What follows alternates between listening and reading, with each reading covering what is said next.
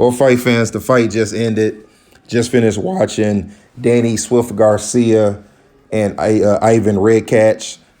Danny Garcia wins by unanimous decision. I actually picked Garcia by stoppage in the seventh round. Let's start with the pros and the pros and the cons. Let's start with Swift Garcia. The pros would be the body work. Early in the fight, I did like all the body work that I saw Danny putting in. I'm not really used to seeing Danny do a lot of body work, but it seemed that he was very dedicated to doing body work in this fight. The cons would be he missed a lot of shots. He is still slow of foot, slow of hand, and he seemed to be really missing a lot of shots. Look, it could be just me, but it seemed like Redkach was giving him a little bit of issues. Even though I thought he won 11 to 12 rounds, it still seemed like he was giving him a little bit of issues. And they said at the beginning of the fight that the reason that Garcia picked him is because he's hoping to fight a southpaw next, being either Spence or Pacquiao. As for Ivan Redkach, the pros and cons for him would be, the pros would be he was tough. I mean, he was tough and he hung in there. The cons would be he really didn't give much in terms of offense. They talked about how he has a good left uppercut. I think he might have landed one in the whole entire fight. The fight itself was it was a decent fight. It wasn't overly exciting.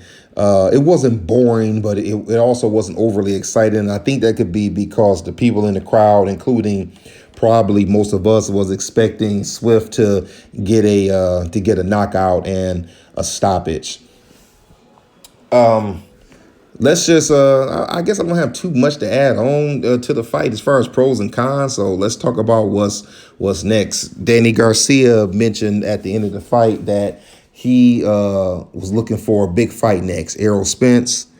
He mentioned Manny Pacquiao. He mentioned a rematch with Keith Thurman. He also mentioned a fight with Mikey Garcia. I guess that'll be if Mikey Garcia decides to test his foot in the waters at welterweight.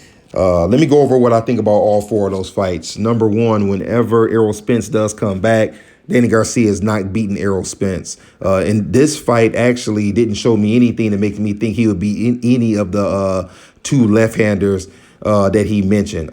He won't beat Errol Spence once Errol Spence come back and he's 100%.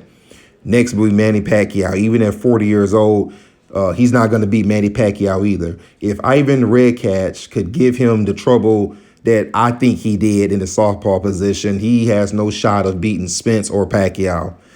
He mentioned Keith Thurman, a rematch with Keith Thurman. I have Keith Thurman in that fight as well. I think even in the rematch, Danny could do better, but I still don't think he'll beat Keith Thurman. Lastly, he mentioned Mikey Garcia.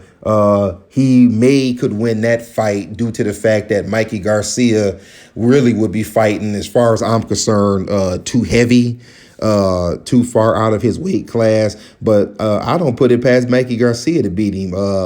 I just believe that anybody who has foot speed or hand speed or good, upper body movement will beat Danny Garcia. Look, Danny Garcia is a good fighter. He always has been, but he's always been limited in those areas. He's a slow fighter for someone under 160 pounds. For someone who's below middleweight, I've always thought he was slow, and he is best when he's fighting guys who will stand in front of him.